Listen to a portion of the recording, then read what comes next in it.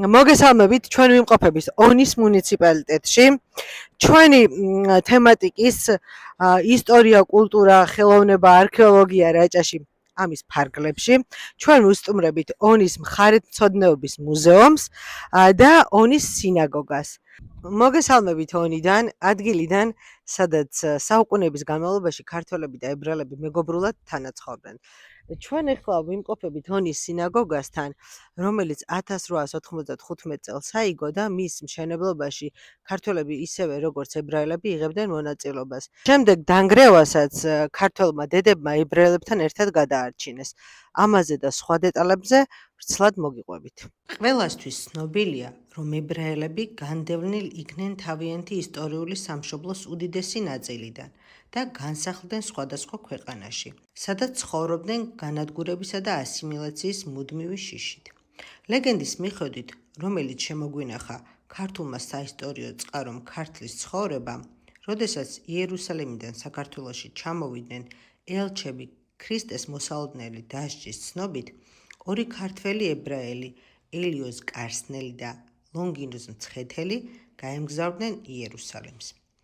როდესაც იერუსალიმში ქრისტე ჯვარს აცვეს, ელიოზის დედამ იგრძნო ეს ამბავი და მაშინვე გარდაიცვალა.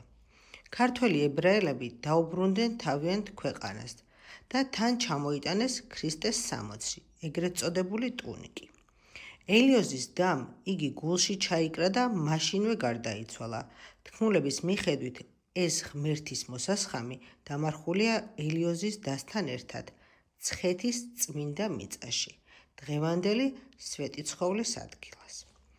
ქართველი ხალხის შემწყნარებლობამ სხვა რელიგიებისა და ერების მიმართ განაპირობა, რომ ებრაელები საქართველოში საუკუნეების განმავლობაში ცხოვრობენ.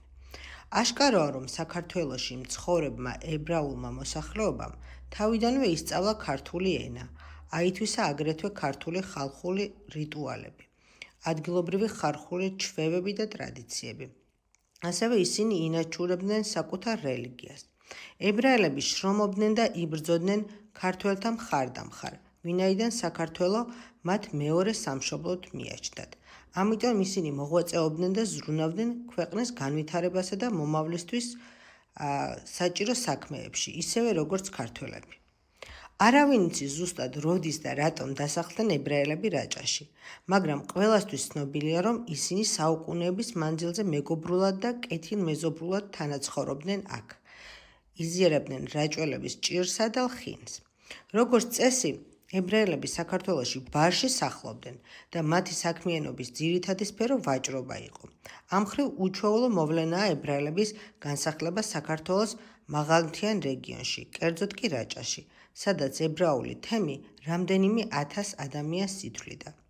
დღეს რაჭაში სულ რამდენიმე ებრაელი ცხოვრობს, თუმცა შემორჩენილია ონის სინაგოგა, რომელიც რეგიონის ერთ-ერთ ღირსშესანიშნაობას წარმოადგენს. როგორ გადაწყდა ონში ებრაელთა სალოცავის აგება? ეს მოხდა 1890-91 წლებში. აიგო ონის ყველაზე თვალსაჩინო ადგილას, ქალაქის ცენტრში. სინაგოგის ეზოში არსებული წარწერიანი სტელა გვამცნობს, რომ სინაგოგის მახლობლად იმავე ეზოში უწინ პატარა სალოცავი მდგარა. ებრაული თემის წარმომადგენლები მას პატარა ლოცვას უწოდებდნენ. რადგან პატარა ლოცვა მცირე მასშტაბის გამო სრულად ვერ იტევდა მომლოცველებს, გადაწყდა, რომ მის სიახლოვეს საჭირო იყო უფრო დიდი ზომის სალოცავის აგება. სწორედ ამიტომ 1890 წელს საფუძველი ჩაეყარა ონის ახალ სინაგოგას. მშენებლობა 5 წელს გაგრძელდა. 1895 წელს დასრულდა. აქვე უნდა აღინიშნოს, რომ საქართველოში აგებულ სინაგოგებს შორის ონის სინაგოგა სიდიდით მესამეა. მის აგებას სათავეში დიდვაჭარი ხახამ ელია ამშიკაშვილი ჩაუდგა. მშენებლობაზე მოწვეულნი იყვნენ ბერძენი ქვის თლელი ოსტატები. ვის რითაც შეეძლო სალოცავის აგებაში ისე შეჰქონდა წვლილი. ზოგს ფულით, ზოგსაც ფიზიკური შრომით. სალოცავის სამშენებლო მასალა დიდი წვალებით ამოუტანიათ ამბროლაურიდან, კერძოდ ქვაბტკარიდან. ქვის ტრანსპორტირება ძალიან ძვირი ჯდებოდა, ამიტომ ქუთაისიდან წამოსულ ვაჭრებს ამბროლაურიდან გზად თითო ქვა ამოჰქონდათ. 3 წლის შემდეგ აშენდა ეს ულამაზესი სინაგოგა. აღსანიშნავია ონერი ქართველების წვლილი მათი სალოცავის აგებაში. დიდოსტატებმა იშვიათი მასალისგან დაუმზადეს სავარძლები, ხოლო შიდა კედლები მოხატა მხატვარმა შოთა გოშაძემ. 1927 წელს კომუნისტურმა მთავრობამ სალოცავის დანგრევა ბრძანა. 30-მდე მეძუძური დედა სალოცავის შიგნით თავიანთი ჩვილი ბავშვებით ჩაიგედა. სახელმწიფოს უშიშროების სამინისტროს თანამშრომლებს შენობის კარი შიგნიდან ჩარაზული დახვდათ, მაგრამ შენობიდან ჩვილების ტირილი ისმოდა. როცა მიაყურადეს, მიხვდნენ, რომ შენობაში ძალიან ბევრი ბავშვი იყო. ქუჩაში შეკრებილი უამრავი ონელისგან კი შეიტყვეს, რომ შენობაში არა მხოლოდ ებრაელი, არამედ ქართველი დეძებიც შვილებთან ერთად იმყოფებოდნენ, რათა არავისთვის მიეცათ სინაგოგის დახურვის საშუალება. ქართველი და ებრაელი ქალების ამ თავდადებამ ონის სინაგოგა განადგურებას გადაარჩინა. ასეთ გადმოცემებს მოისმენთ ონში ებრაელებისა და ქართველების მიერ. ონის სინაგოგის დასაცავად ჩადენილი გმირული ისტორიებიდან. 1991 წელს 29 აპრილს ძლიერმა მიწისძვრამ დაანგრია პატარა ლოცვა, რომელიც აღარ აღუდგენიათ. დანგრევას სასწაულებრივად გადაურჩა პატარა ლოცვის გვერდით აგებული ონის სინაგოგა. მიწისძვრამ დაანგრია მისი კარიბჭე, დაზიანდა კედლები, გალავანი. 2006 წელს საქართველოს პრეზიდენტის ბრძანების თანახმად ონის სინაგოგას საქართველოს კულტურული მემკვიდრეობის ძეგლის სტატუსი მიენიჭა. როგორც ადგილზე შევიტყვეთ, კარიბჭისა და უშუალოდ სინაგოგის გასაღები იქვე მახლობლად ცხოვრობს ოჯახს აქვს ჩაბარებული, ვისაც სინაგოგაში მოხვედრა სურს შეუძლია მიმართოს და კარს აუცილებლად გაუღებენ. ნანახმა ყოველგვარ მოლოდინს გადააჭარბა. ფიქრობ, ეს ის შენობა, რომელიც ონში ჩასულმა თითოეულმა ტურისტმა აუცილებლად უნდა ნახოს. სინაგოგაში ლოცვა შეიძლება ჩატარდეს მხოლოდ მაშინ, როდესაც მასში 10 ებრაელი მამაკაცი შეიკრიბება.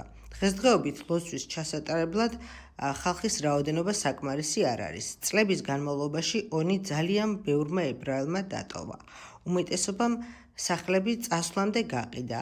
ნაწილს კომუნისტებმა ჩამოართვეს, ნაწილმა შეინარჩუნა, მაგრამ მათი სახლები უმეტესად დაკეტილია. ებრაელების წასვლის პროცესი 1972 წლიდან დაიწყო და 1992 წლამდე გაგრძელდა. ძალიან სევდიანი იყო მათი წასვლა ორივე ერისთვის. როგორც ონელები ამბობენ, ებრაელების წასვლის შემდეგ ბევრი რამ შეიცვალა ონში. დამშვიდობებისას იყო დიდი მეგობრული სუფრა, ბევრი ცრემლითა და ტკბილი მოგონებების გახსენებით. შემდეგ წლებშიც ბევრი ისტორია დაგროვდა ქართველი ებრაელების მხრიდან საკუთარი მეგობრების დახმარების და მხარდაჭერის. ონი არის ერთ-ერთი კარგი მაგალითი ქართველი ერის ტოლერანტობის და ამ ორი ერის ძმობის საუკეთესო დასტური. რამდენიმე სიტყვას ქალბატონი ინგა მეტრეველი გვეტყვის ებრაელების ცხოვრებასთან დაკავშირებით ონში. ქალბატონი ინგა გახლავთ რაჭის სიძველეთა შესწავლისა და დაცვის ფონდის ხელმძღვანელი. რა თქმა უნდა, ჩვენ რაზეც ვისაუბრებთ, ეს არ არის მეცნიერულად დადასტურებული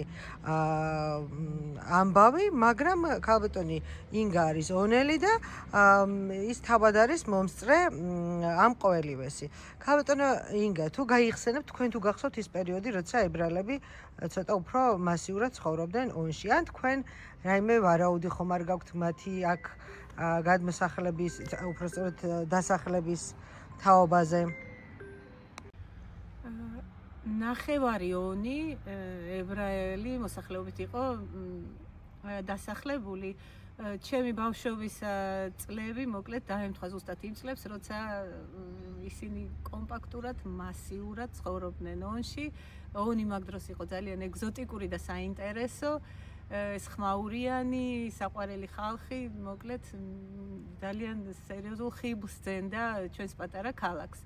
და ზოგადად ძალიან საინტერესოა ონი, ნახევარი ქალაქი ებრაელებით დასახლებული, ნახევარი ქართველებით. ამ დროს ისტორიულად ვიცით, რომ ონში იყო ასევე სომხური გრეგორიანული ეკლესია, რომელიც კომუნისტების დროს დაინგრა. იყვნენ ფრანცისკანელი ბერები და კათოლიკური სამლოცველოც იყო ამის გამო.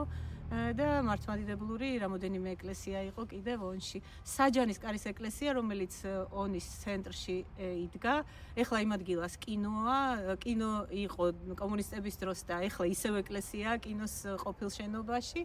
მოკლედ ეს საჯანის კარის ეკლესია ყოფდა თითქოს ქართულ და ებრაულ თემს ერთმანეთისგან. საჯანის კარის ზემოთ მთლიანად ებრაული მოსახლეობა ცხოვრობდა და ქვემოთ ქართველები.